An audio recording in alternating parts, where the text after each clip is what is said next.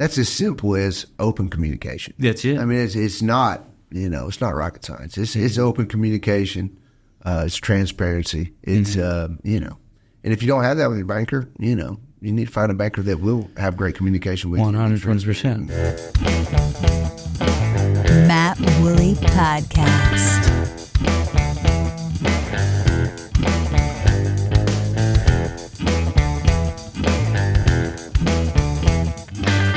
My guest today is the one and only Adam Rutledge.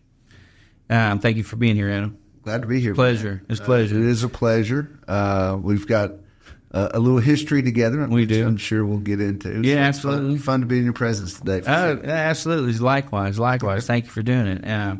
So who is Adam Rutledge? So Adam Rutledge is a husband and father, and Adam Rutledge is a lifelong banker and in a lifelong family of banking. The history runs deep. That's correct. Before we get off into that, let's take a step back. Where is Adam Rutledge from? I'm from Searcy, Arkansas, born and raised. Moved to Northwest Arkansas in 2000 to go to the University of Arkansas. And fortunately for me, I was able to stay. And here I am, 24 years later, and raising a family and doing life and really enjoying myself here. In Northwest Arkansas, so I wouldn't change a thing about that. Absolutely not. Well, as a guy that's from a different part of Arkansas, I do consider this, too, the land of milk and honey. Absolutely. So let's go back to Searcy real quick. So born and raised in Searcy. So tell me, what was it like growing up in Searcy? What's Searcy, Arkansas all about, and how did that shape Adam Rutledge? Searcy is still today a great community. It was a little smaller, not much when I grew up, but probably 16 to 18,000 people. Obviously, father as a banker, and bankers have a lot of relationships in the community, so therefore I felt like I had a lot of eyes on me growing up, and my brothers as well, growing up in small-town Arkansas. It's definitely smaller than what you get to experience here in Northwest Arkansas today, but definitely had plenty of eyes on me and I couldn't get away with much. And did you try a lot? Me and a few friends tried a lot. And we learned pretty quick that our parents will find out a lot quicker than we realized. Yeah, absolutely. What we were into. And funny how that works. Yep, absolutely. Now here I am on the other side of that with two sons and a daughter. Is it all? Is it coming back to you now? I'm not a naive parent. I'll put it that way. Me neither, friend. Me neither. Yeah, I'm not. My kids are better than I was. So it seems that way. Yeah, that's weird because I have the exact same thing. My kids have been just a pretty good blessing. Now there's been a few little hiccups, but I don't know. Praise be to God, because I don't know how I managed that one, because I had somebody's getting the repayment for what I did. It just hadn't hit me. So hopefully it's not their kids. I'm keeping my fingers crossed. I'm afraid that there's going to be some repayment. There maybe has been a little bit, but I am blessed with three good kids. That's awesome. That's awesome. So what did Adam Rutledge do on a typical Searcy day? What did you do? What? Well, man, I had a close group of friends, and we had a lot of fun together. From when we got of age and could run up to Greer's Ferry Lake to nice. To doing that during the summer. Forget how close that is. Greer's Ferry is such a great 35, 40 minutes. That's such a great lake. So we would run up there and have a great time and enjoy being on the lake, and when we weren't summertime workouts with sports and stuff, but. What sports you play? Played football, basketball, primarily. Oh, wow. So you're very busy during your... Oh, you were pretty busy. It's, it wasn't a year-round deal like it is now. We played seasonal sports back then, but football and basketball. And then, so summertime, loved going to the lake, played some golf, country club, stuff. How's your golf game? Anymore, it's no good. It was much better back then than it is today, I must say. So that's okay. I've enjoyed this season of life, and it doesn't include much golf, and I'm okay with that. Oh, that's all right. Well, I'm a late comer to golf. I I had so many great opportunities coming up to play at some really great places, and I was like, yeah, you don't want to take me. And I just got to say, the heck with it, and let's go for it. There's no better time for me than going out on the golf course, especially when you're just trying to clear your mind. Oh, man, I love it. I stink at it, but I absolutely love it. It's the experience. It's the experience. Yeah. So you probably go into 18 holes game of golf with a better perspective than I do. How's that? You started late in life. You're just glad to be out there. Oh, I you hit a bad shot. Oh, well, move on to the next one. See, at one point in time, I was not that bad at golf. Oh, I got you. And now I'm not very good. Yeah. And so I kind of will revert back to, I used to be able to do this. Well, I would tell you, I tell you this much. So, and you are correct. I stink, so it is of no consequence if I continue to stink. I love scrambles. Those are the best. There you go. And it's always good to have a ringer friend, If I'm going to play anymore, it's going to be a scramble. Yeah. But I would tell you, man, getting out there doing 18 anymore, dude, that just takes the life out of me. Especially with this heat. Oh, yeah, absolutely. All right, so let's get back on topic. All right, sorry. No, it's me. This is how this is the fucking. Well, no, that's right. No, this is how I do things too. So no worries. Okay, so hometown guy of Searcy, played basketball, played football. Did you always aspire to be a part of the banking lineage, or is it something that is kind of ish? No, I'd say it kind of evolved once I got to college, and we had a great father, and but he didn't bring work home a whole lot. That's great. So, that's great. Yeah, honestly, he was really involved in our lives, and made most, if not all, of our sporting events, and was really an engaged father. But he just didn't really bring home what he was doing at work. Like some might assume he did. So I think he did that with the intention as he wanted me and my two brothers to be open with what our careers looked like and what we wanted to do. That's great. And, it just so happened that, we all ended up joining the company after college. We all went to the university, and it's just kind of, naturally from there. Worked itself out. I mean, there was really no intention for me to be in Northwest Arkansas all along, and John, my older brother, to be in Little Rock, and Nathan, my younger brother, to be in Searcy. It's just how it happened. And so, that's awesome. It really just kind of worked itself out this way. And, I don't think I'd change a thing, and I don't think they would either. That's fantastic. He's got to be proud. To be honest with the legacy there, he's got to be proud that his boys all want to, organically be a part of that. I think so. I think he has. I think he's really enjoyed it, and we have as well. So for those that aren't listening, let me take a step back. How did First Security get its start? Okay, yeah. So First Security Bank, founded in 1932. Oh, wow. Coming right out of the Great Depression. Yeah. Community banks, kind of had to step up and help the communities thrive in such a tough financial time. And a group of local investors got together and started a community bank in Searcy, 1932. I think then it was Security Bank, and changed its name to First Security Bank later. Our family got involved in 1977. My grandfather and dad, both with entrepreneurial spirits. And my dad, at that point in time was 27, so call it 4 to 5 years out of college. He got his MBA from the University of Arkansas and went to work for Worthen Bank in Little Rock. Oh, okay. And coming from a smaller town himself, and my mom coming from a smaller town, both in Arkansas, after a few years in Little Rock working for Worthen, before they started a family, both of them thought raising a family in a smaller town in Arkansas, more aligned with what they wanted to do in their future. And so they moved to Springdale. And Dad started to work for First State Bank in Springdale, downtown Springdale at that point in time. Yeah. And through the relationships he made at Worthen, when he was there, he let it be known through a few friends of his that he and his father would be interested in, buying a small community bank in the state if they ever, heard of one for sale. And, I think it was about 9 to 10 months in Springdale. The controlling interest at First Security Bank came up for sale in Searcy. And so in October of 1977, kind of full circle, my grandfather, my dad, and their family got a loan from Worthing Bank to buy the controlling interest of First Security Bank. And mom and dad moved to Searcy in 1977 to start work there and start life there. And 2 years later, my older brother was born in 1979, and we were all born and raised there. So that's awesome. And they're still there. What a great, what a great story. Still holding down the fort. Yeah. I remember reading an interview for that Mr.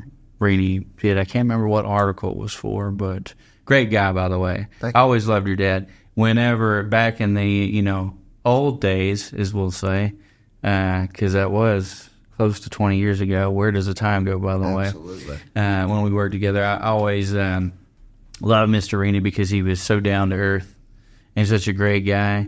But I remember him saying, I read an article a couple of years later where he said he always tried to be a good example, be the guy that was always there working before everybody else and was still working when everybody else is leaving, that sort of thing. But he always had such at least to me, a humble spirit about him. And I think that's just great. Yeah. No, coming from smack over Arkansas. To Fayetteville when he did, and not knowing a soul, and really, that's where all of his relationships started. And he still to this day credits a lot of those relationships that he got, at the University of Arkansas, to what's made him successful today. And as you know, in business and in this state, it's all about relationships. 100%. And it's not that complicated. From that standpoint. And I remember being a kid coming up here, and that's right when Bub Walton first started. And, excitement to go watch the Razorbacks play. Nolan Richardson, the Hogs were great at that point in time. And it would take us, it felt like 30 minutes to get to our seats because all the folks Dad would see and stop and talk to. And so as a kid, you don't understand the value in that. You're frustrated. You just want to go watch, your role models warm up, right? And it's just, you can't go 10 feet. All right, you stop again. 10 feet, you stop again. So do you ever find yourself being in that position now? More so than I ever thought I would when I was that, call it 10-year-old, 12-year-old. My family goes, it's the same thing. It's funny. I'm thinking about anytime I go somewhere, it at first it's like, well, that's kind of cool. And then after running into the, 15th person in the last 40 minutes, like, okay, it's time to just, get to where we need to go. And my wife gives me a hard time because I've had COVID at least 3 times. When you shake a lot of hands in this business. I'm sorry, but for some reason, I'm not a super spreader. And so I think other than one time, only one time that I've had COVID did somebody else in my family get it. So that's funny. But she gives me a hard time. Well, I believe, if I remember correctly, that's kind of been a commonplace thing since, because I was thinking about this on the way over here, kind of going back in time. And I remember when she used to drop by, when y'all weren't married, y'all were still dating, and drop by the downtown location, the old gas station that you and I helped renovate. Absolutely. You haven't gotten to those stories yet. Yeah, no. Quite a few crock roaches that one day we were in there cleaning up. 100%. Oh, that's awesome. Okay, let me get back on track. So we grow up in Searcy. We moved to Fayetteville. And obviously you went to the U of A. You care to elaborate on any of those experiences? So... I think going back to what we're just talking about, whether it's the U of A, UCA, Arkansas State, or any other, institution in the state of Arkansas, not as much so in Northwest Arkansas because, Northwest Arkansas is made up from, it's a mixture of folks traveling in or moving in from a lot of different states. Yeah. It's a melting pot. But it definitely gives you somewhat of a tailwind in business from already having relationships within the state of, maybe next generation going to work for a family business in the same hometown or somewhere close to you. You've kind of got a kickstart on some local relationships and understanding local business. And it sure helps to go to, further education in a state in which you plan on, pursuing business. So I felt like, the experience was great at the university. I would say, I did a better job on the relationship side than I did on the grade side and the education side, which not a horrible thing. Yeah, but, looking back on it takes all time. I could have probably done a little better focusing on education, but, I wouldn't change a thing. I feel like, a lot of the men I'm doing life with these days, are relationships that started at the university. So it's pretty neat to see that a lot of folks come up here from all over the place, other states even, and end up staying. And it's fun doing life with them now. That's fantastic. Yeah, it's such a great place to be. It's. I tell everybody all the time. It's not. Northwest Arkansas isn't and not to any discredit by any means, but it's not an accurate description of the rest of Arkansas. It's kind of like its own little island. It's an intersection between all these states, right? Absolutely. And when you have all of these huge, opportunities everywhere with Walmart, J.B. Hunt, George's, Tyson, U of A, even JBU and NWAC. I mean, the Crystal Bridges, Walton Art Center, all the suppliers. all the suppliers. All these great things. I mean, it's hard to see such A+, businesses and amenities clustered in such a small area. At least for now, it's still maintaining that whole hometown vibe. Absolutely. And that's what we want. Absolutely. And if only we could keep up with infrastructure, but that's a Little Rock problem. Yeah. I don't know if I should say it. That's a woman whale problem. It's kind of a hot topic this week. Yeah, certainly so. No, it is. I mean, I say it all the time. Northwest Arkansas, the fact that, each community has its own identity. And whether it doesn't matter which one you live in, it has that own identity, but you're in that community and it feels, smaller than what Northwest Arkansas as a whole is. Right. So you get that small town feel, but yet you get to experience, what, all these great companies are bringing and attracting to the area, whether, the Walmart app right here close by, Topgolf, you name it. Oh, yeah, anything. And just the hospitality side of the trails, the food. I mean, yeah, it's all here. Yeah. Well, and the word's out. That's the thing, too, is that, for a while there in the Northwest Arkansas that I say we came into, 20-something years ago is a little different now, right? Absolutely. But for the longest time, it was kind of a well-kept secret. All these great things were going on, but it wasn't, floodgates hadn't opened yet. But, as of recent events over the past few years, and on top of it, a lot of promotion, the word has gotten out. I mean, we're seeing people, we do business with people all over the U.S., East Coast, West Coast, right down the middle and whatever, But we're hearing people, when we're talking with, people, say, for instance, like in New York, they always tell us, oh, I know so-and-so. It's getting to where this is a common. We've been around for 15 years, and it's becoming more common that they're saying, oh, I know so-and-so that moved to that area. Yeah. So that's a big deal. Long ago you had to explain where Northwest Arkansas was? 100%. And, also, too, everybody always, pinpointed and it's not nearly a pet peeve, really, but I'm like, I'm sounding like that I don't know, that nerd that just won't shut up kind of thing. But when people say, oh, you're from Fayetteville? I'm like, no, it's Northwest Arkansas. It's not Fayetteville. Fayetteville's a great place. I love Fayetteville. Yeah. But also Springdale's a great place. And also Rogers is a great place. Also been. But it's just because for over the years, whenever somebody pointed to this area, they pointed to the U of A. Absolutely. But that narrative's changed a little bit, but still people point to Fayetteville. I was like, no, you got to realize, I've had to explain this to people, it's much broader than just the city of Fayetteville. Like, it is this whole metropolis starting to, you know, blend together. Yeah. And you talk to the old guys in this area that have, you know, been here since, you know,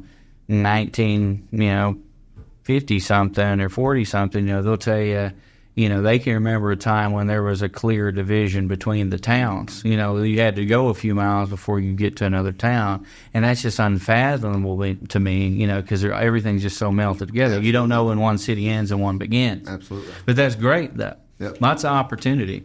And, you know, I think people for a long time, one thing I can give Northwest Arkansas credit for a long time, I think people have given Arkansas a hard time.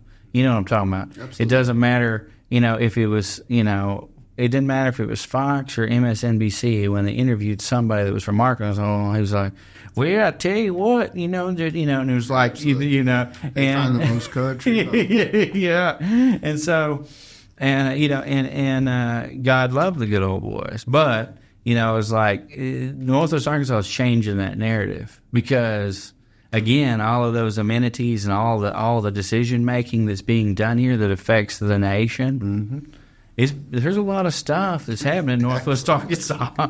Anyways, all right. So let's get back to Adam Rutledge. I'll let you off too easy. So your college experience, I know you said you're still running with some of your guys that you met there and have you know, great relationships with. Were you part of a fraternity? I was Sigma Chi. Sigma Chi? Mm-hmm. Awesome. So what in your college years did you kind of have a direction as to where you thought you were going, or was it still kind of forming? Or I think it was forming. I mean, I knew I was going to be in business. Mm-hmm. You know, I was probably torn between real estate and banking. You know, in the early years. You have a knack of hanging out with a few real estate guys. That's right. You know, always been, you know, interested in the real estate side. But really banking and real estate, as you know, especially in this region, man, they go hand in hand. Oh, yeah. So, you know, I kind of focused on that in the back 2 years of college at the Walton College of Business, and knowing that you could go either direction. But, you know, really, you know, became more familiar with the banking business in those years too. And, you know, both of them are relationship business, both of them are service business. And it's all about taking care of your customers. And, you know, so I thought, you know, hey, I've already got, you know, tremendous with the banking side. I'm going to start there. And so that's what I did. You started working in college, and well, as I was wrapping up college. I did a few other things in the summers that was not banking related, but spring of 2004, started with the bank there in Springdale and Sunset, and Sunset. Yep, worked there at the time. Mike McFarland. And at the time, I think the branch manager is currently our COO, which is kind of funny. He was a Cersei guy. James Horton's his name. James? Yeah, he's COO. Dude. He probably don't remember me. You tell him I said, hey. I will. He was always a great guy. I got to meet him a few times. Wonderful. And that's awesome. Still is. He's great. He's there in Cersei, and he's COO and, you know, everything operations. He keeps us going. So he was the branch manager at the time. If not branch manager, maybe teller supervisor, but he was my boss. I'll put it that way. And so got going, you know, kind of the summer after my senior year, and you know, just kind of learning all aspects of the business. And a few years later is where our paths crossed in downtown Fayetteville. Yeah. So that was fun. When I here's a funny story. So I was working. I actually started under the David Russell. Oh yeah, the wonderful David Russell. Yes, I heard that. I love David Russell. He's just great. A wonderful man. He is great. And I think it was Donnie told me about his retirement. I said, well, that's just great guy. But anyways, he hired me and he put me over there at East Robinson, and I worked there for a little bit. And I just remember telling Dave, I was like, look, this is not this setting. It was a combination of things. It was like, man, is there anywhere else that, you know, you could put me? Because I'm like, I just feel like a fish out of water, because, you know. And he said, I tell you what, we got this new opportunity I think you'd be perfect for. And I was like, okay. And so I said, he called me up a couple of days later and said, I want you to start reporting to the main branch in Fayetteville, which off Joyce, right? Uh-huh. And then he said, you're going to be working under Adam, and he's going to be taking over the downtown branch. He said, it's going to be a little dirty at first. I was like, I don't know what that means, but whatever.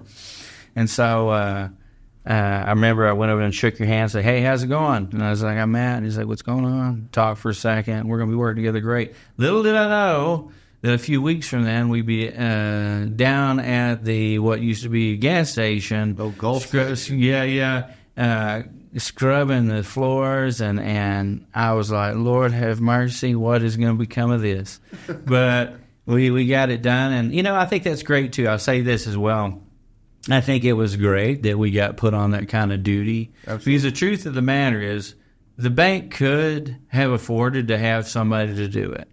But there's something to be said for getting in there and making something your own. Absolutely. You know? Yeah. And I just thought that was great. And it was also a good team building time. Mm-hmm. You know, it was a great way. There's no greater, you know, time than just getting out in the trenches and getting something done. Yep. You know? And I do remember the grand opening as well, and I remember your dad stopped by, and the Kate brothers were playing. That's right. And that was a good time, and a lot of good people were coming by, and I remember both you and I got scolded by Jim Taylor for not wearing a tie. That's right. That's right. That is exactly right. I think we made an executive decision between the two of us. And we're going to go down together if we're going to go down. Oh, good time. If you've seen Jim Taylor, you need to remind him of that, because he's quick to campaign on. We go to Sport Coach here after Labor Day, mm-hmm. and he's quick to campaign about how hot it is and that we need to postpone going back to Sport Coach here after Labor Day. So he's on our team now, I guess I should say. Yeah, that's great. That's great. Well, when he got on to me, I remember, we won't get off into all the details, but when he got on to me, he came by and I said, hey, Mr. Taylor, how's it going? He said, good, man. I said, I think you think it's going to be a good turnout? And I was like, I think so. I think it's going to be good. He goes, where's your time? And the way he switched in that conversation transition, I thought he was joking. And then I just kind of laughed. He goes, I'm not kidding. And then he walks away. And I was like, whoa, better go get the tie. Nobody shows up in the tie to watch the cake. That's what I was thinking. Anyways, well, we got it. And what's funny was I went in, I remember taking my tie. I was like, well, I need to go back and put my tie on. And there you were. Your tie. That was awesome. Okay, so you obviously, with people that are listening, you can kind of see the transition, you know, kind of working yourself up the ranks. At what point did you become, president of the Fayetteville?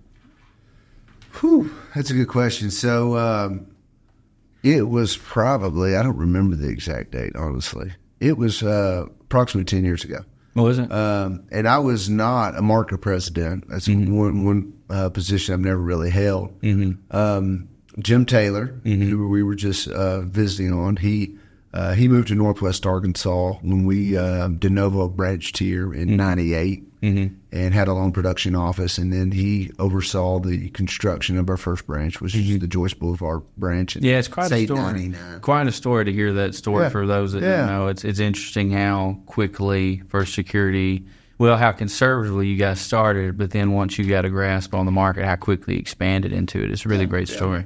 And so, that was 99 when we built the Joyce branch, and kind of was more focused, started in Fayetteville, and then I believe Walnut was our second branch. Mm-hmm. Could be wrong there. This is all predates me working for the bank, but I believe Walnut was our second branch here in Rogers. and Stuart Bagley is quick to remind you that he was the second employee hired at Northwest Arkansas. But Jim moved up here from Texarkana to launch First Security in Northwest Arkansas. Some banking laws had changed and allowed state chartered banks to branch anywhere in the state. I remember that. That's the reason.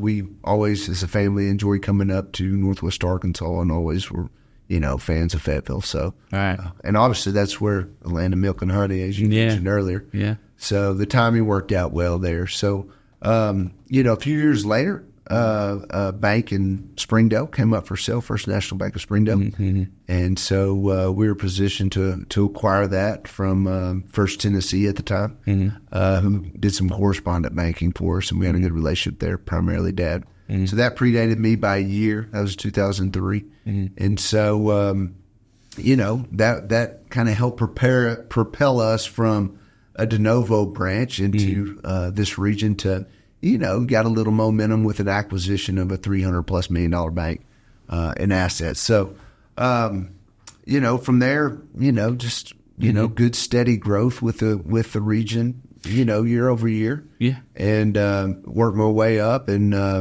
was really just, on the relationship management side as a loan officer. Mm-hmm. And Jim moved on to the bank holding company. Mm-hmm. I didn't know that. Yeah, we had some, just growing pains, and had a need for his expertise and his experience to move on to the holding company and assist there, and just operations at the bank. And so it left a little bit of a void in Northwest Arkansas. And initially, we just kind of managed it via committee with the market presidents and a couple of senior vice presidents, to include myself. And, after probably about a year of operating that way, I got promoted into Jim's position of the market president. Was that an easy transition? It was easy because, the market leaders around me at the time, you had great mentorship kind of thing. Yeah, just you had individual market leaders with tons of banking experience, from Mike Powers, Stuart Bagley, to David Russell, to Mike McFarland, to Mike Morgenthal, or now Dean LeGrone. I mean, we just had a lot of experience around the table. Yeah, and all those guys were humble guys too. I mean, to allow a young whippersnapper like me, who really, didn't have a clue what I was getting into. I took that role with the mindset of, I'm here to help and support them in each of their individual markets, be the best market president they can be and run the best market they can run, and just, do anything I can do to help them. Whether that be joint calls, sales meetings, just be involved, show up. It's awesome. And so, there's no playbook. Yeah. No play. Everybody's journey's different. That's right. Yeah. And so, I couldn't help but feel like I didn't really deserve to be in that position. And, with my last name being what it was, and my dad being the, CEO and chairman, I felt like I had to prove myself. And I felt like I had, some pretty big shoes to fill. That Jim left, and so I just wanted to step in and do whatever I can do to really support our market leaders, and go from there. Learn as I went. Well, I made plenty of mistakes, but these how you grow. You learn from your mistakes and move on down the road. Yeah, it's stuff you choke on, you never forget. That's right. Absolutely. Just don't make the same mistake twice, right? That's it. Yeah, that's exactly it. Well, I mean, I can say this much, the people that. Because a lot of people, they don't always understand how many people that in your circle or have been familiar with that sort of thing. It's a small world kind of thing. Not everybody always takes that in consideration. But I say that to say that I've been in several conversations where your name has come up, and it's not good. No, I'm kidding. I'm kidding. No, everybody always thinks very highly of you. So it's and I will say this too. There's a lot of people that love that have worked at First Security that have come and gone. that I run into. But I will brag on the company, and I tell many people this. I don't know how you guys did it or what you put in the water, but culturally, because I work for a few different banks too, culturally, First Security's got a good vibe going on.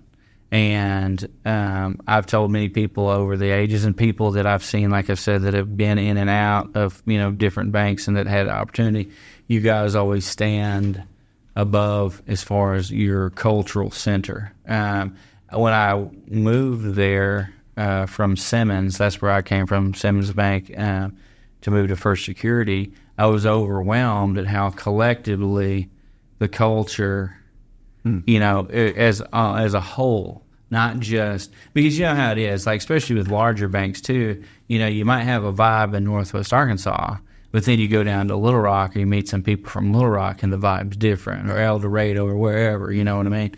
But culturally, you guys always seem to have just a really cool vibe and a really humble vibe, and I've never forgotten it. Yeah, it's always been this always had a soft spot in my heart for the time spent there, because everybody was always so encouraging. Yeah, and I think you don't establish culture overnight. No, and but it goes back to Dad in the early days, and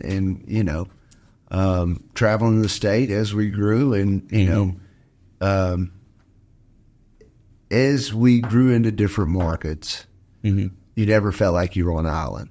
He was going to be in that market. He's there to support you, help you, go on calls. We're really just a cluster of individual community banks in the kind of hot springs north in the state, and we have market leaders that they've got the leash to make local decisions, and take care of their customers, take care of their employees, and own what they are.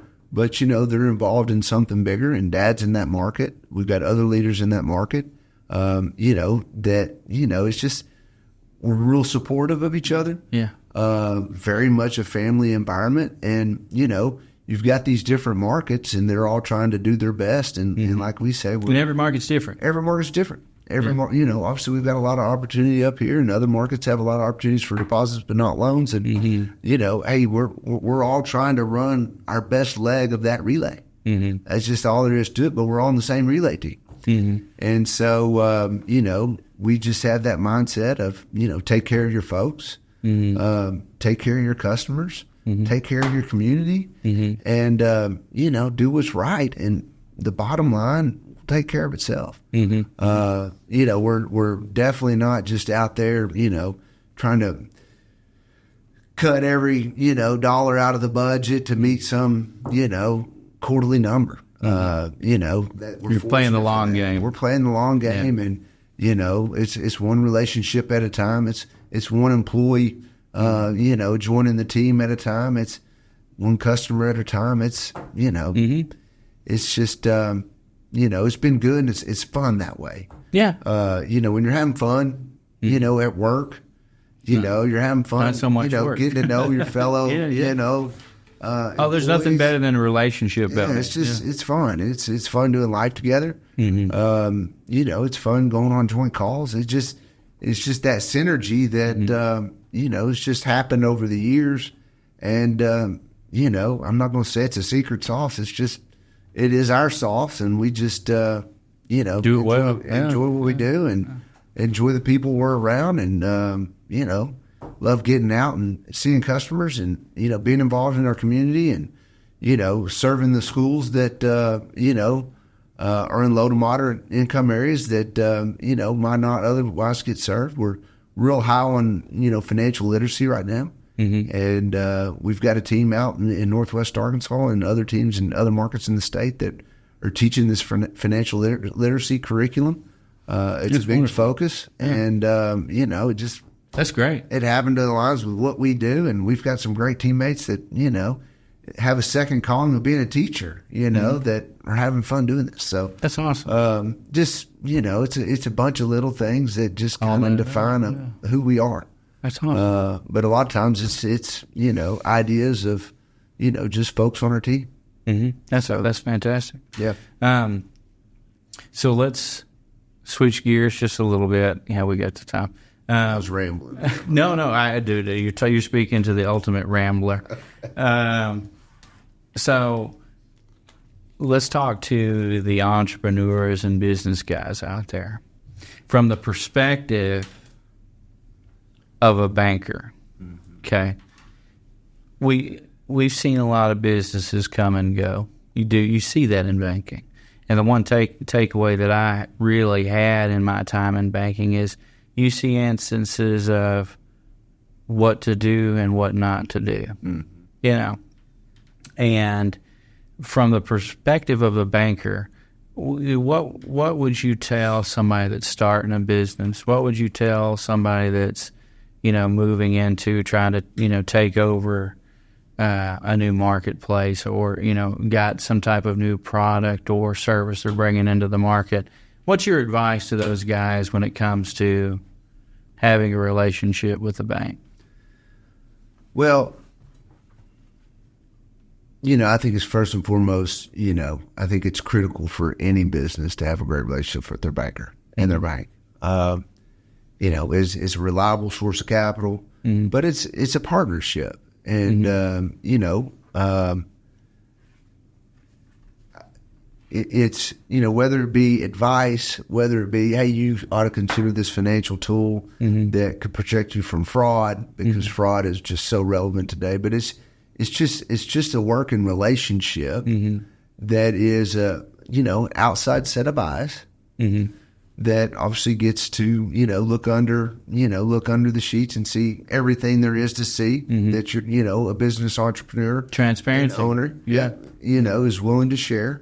And, it's just, that's another thing that's just fun to be a banker is you get to experience all these different industries mm-hmm. and get to visit and understand, mm-hmm. All these different entrepreneur stories mm-hmm. and how they got to where they are today, the mistakes they made along the way. Yeah.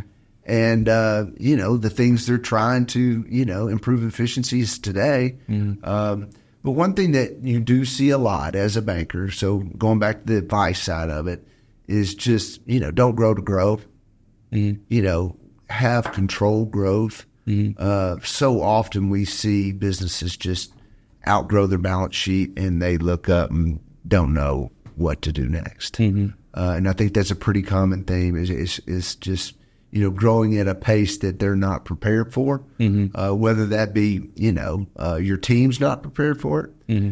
your capital stack's not prepared for it, mm-hmm. Your leadership style's not prepared for it, whatever it might be, control. There's nothing wrong with a slow, steady approach mm-hmm. And a long vision mm-hmm. Of growth. And too often, I think, our culture wants everything right now. Mm-hmm. And so you can naturally want to grow too fast. Mm-hmm. And so I think that's important for any entrepreneur to think about growth. That's great advice. So I've asked this question to several different people. That's the first time that I've heard anyone say, you're basically saying be fiscally conservative with your growth and your plan, because that is the truth. Just because that opportunity is being carrot dangled in front of you doesn't mean that that's something you should strike at. Absolutely. And, I would agree, and I just quite frankly, there's, design science has had its ups and downs over the years. There has. I mean, that's just part of business, and there was a time where you're explaining just that. We were like, let's move. Yeah. And then all hell breaks loose. And then you're like, okay, and that's where we actually really began to take a step back. And I tell everybody now, I was like, we're a pretty fiscally conservative group. We do take risk because you do have to take some risk. Absolutely. But you have to be careful about, risking too much or going too fast when you're not prepared for it, because it always bites you in the butt. So I think it's wonderful advice. Yeah, I mean, if you just think about any entrepreneur, if they're a true entrepreneur, one thing they have deep inside of them is a competitive spirit. 100%. I mean, Yeah. they want to win. Yeah. At their core, they want to win. 100%. And, no pushback here. Yeah, I mean, that's why they're willing to wake up early and, risk their capital and risk their last name and their reputation in the market. And thank you for saying that. They're daring to fail, right? Yeah, that's it. You're willing to take the risk of failure by being an entrepreneur, but you've got a competitive spirit that, is like, none other. So therefore, it's hard to have that competitive spirit, but yet pull back the opportunities from growth in a controlled way. I think that can get some, entrepreneurs in trouble if you're not careful. 120%. And if you were doing something while you were listening to this, you just heard half of that, please hit rewind about 2 minutes back and make sure you listen to exactly what was said. It is so truthful. And I've seen, there was a company that back in our early days, a lot of people don't know that we used to, we've done a lot of, we still do some of this, but we do a lot of product innovations. So it's not just a matter of like the branding, packaging, displays, and .com content stuff. We actually do ideation. And so, for instance, the company that we were working for, one time was a toy manufacturer. And he was the guy that basically people came to, say, for instance, if like, I'm just making something up here. If say Mattel had a water table that they put in for little toddlers or whatever, and a certain retailer said, hey, we really like this water table, but could you guys figure out something that looks, almost as cool, at a better price point? And so he was the guy that said, yeah, we can do that. And our team got hired on as kind of his back, the back room guys that were actually performing all the magic. And we had created so many successes that he basically started writing, checks that his butt couldn't cash. Absolutely. Because he couldn't say no. What got him in trouble wasn't that he wasn't doing a great product. It was two things, in my opinion. One of it was he oversold himself. And I said, yeah, we'll do some stuff that he's just too, he just didn't have the capital to do it.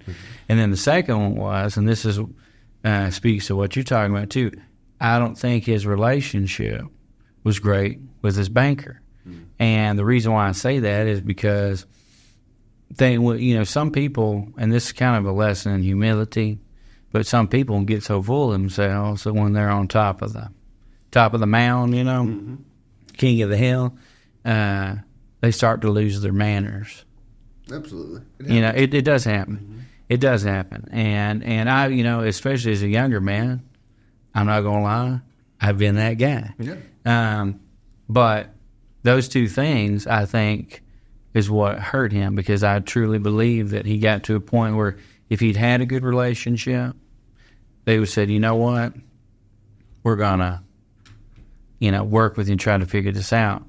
But he got to a point where I think he'd acted like a jerk one too many times, and it just didn't work out. And that's where he failed in the relationship piece of it. So the financial piece of it's hard to sound all doom and gloom, but it's an honest truth that you have to be a good partner in all that you do, and you got to be humble in all that you do, and you just got to try to work as hard as you can. Yeah. That's really life's truths are so simple, but so hard for sometimes. Yeah, and you mentioned good relationship with your banker, and that's as simple as open communication. That's it. It's not. It's not rocket science. It's open communication. It's transparency. It's and if you don't have that with your banker, you need to find a banker that will have great communication with 120%. Because that's all. It's crucial. Another thing too that you get, speaking as an ex-banker and to a lifelong banker, I know what you mean. I know that what I'm saying when I say that there are a lot of people out there that they're your best friend until you make that loan, and then all of a sudden you can become the evil empire. You know what I'm talking about. Yeah. And you can't look at things that way. And you can't, there's a lot of people out there too that know nothing about just small business or big business or about banks and the type of stresses that you guys are under to maintain a profit. Yeah.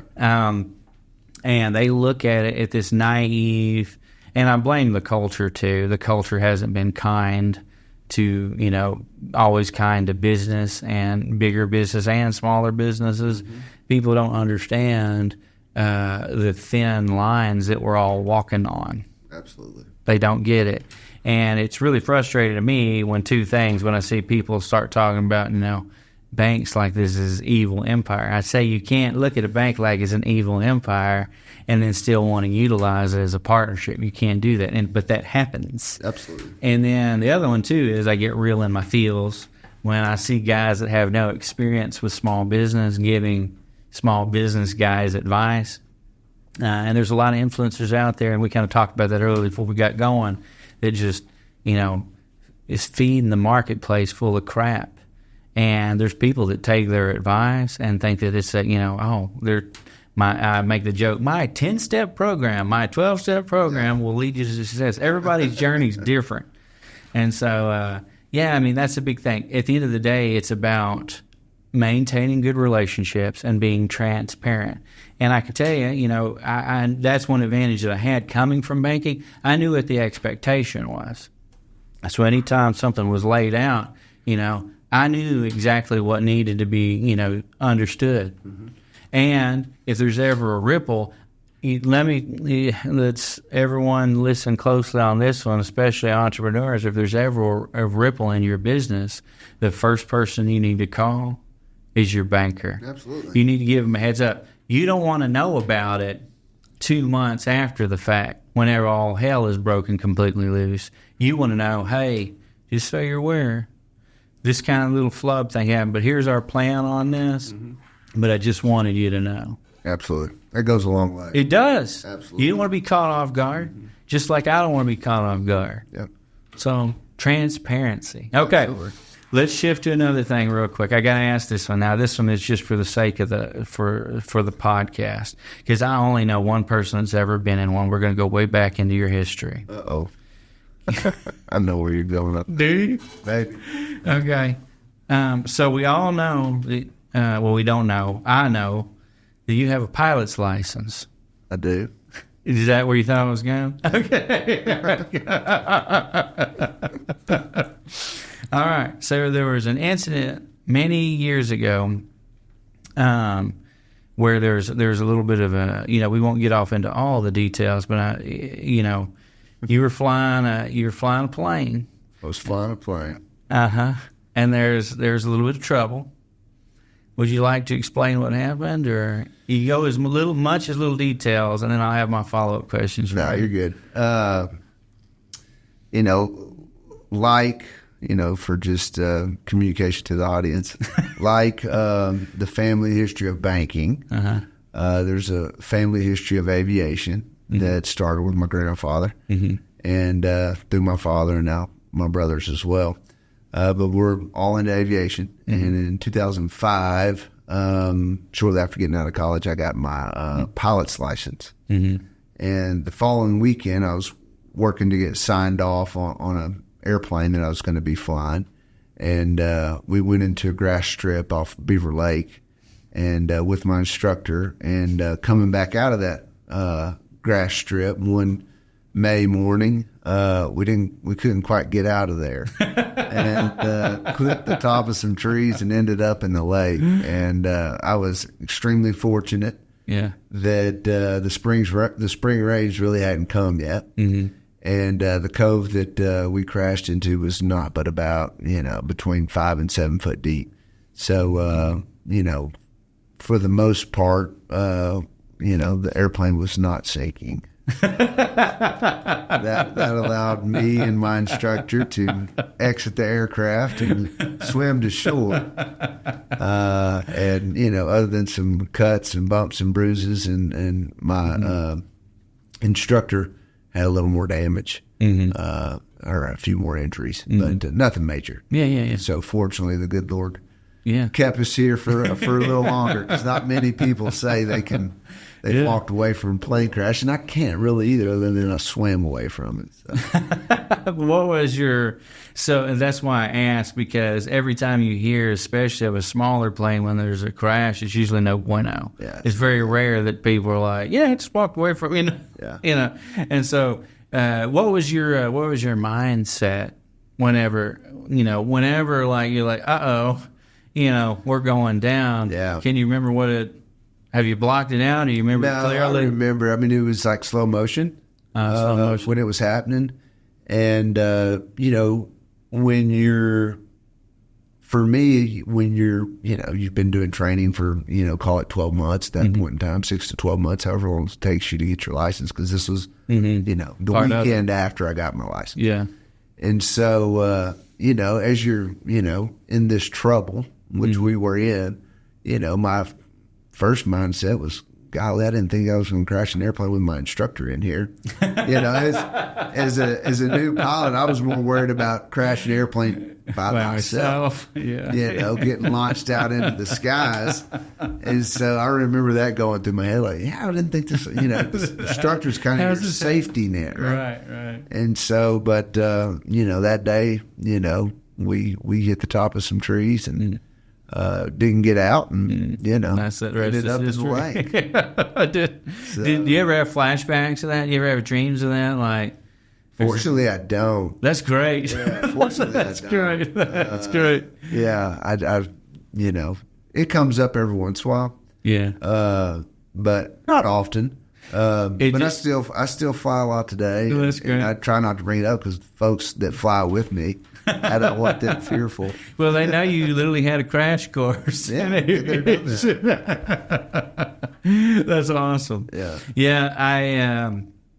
Again, that was one of those memories that popped up because as I was driving over here, I thought about some of the stuff. I try not to get too in my head about these because I just wanted to be like a conversation. Yeah. But then I just kind of, I grinned because I remember asking him about it back in the day, and he said you were just, right before it happened, you just ready to get all that stuff off of you so you can get out of it. I don't know how I got out of the airplane. My memory, and I don't know if it's adrenaline or a head trauma or what, but my memory picks up outside the airplane. Really?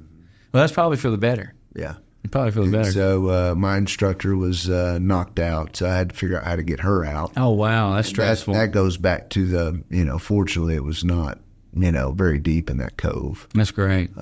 So lucky. Funny story, full circle. So probably about within the last 2 years, met with a client in our Lowell location with a few of our bankers, and that particular client, which I didn't really know this until that meeting, is who met me on the shore.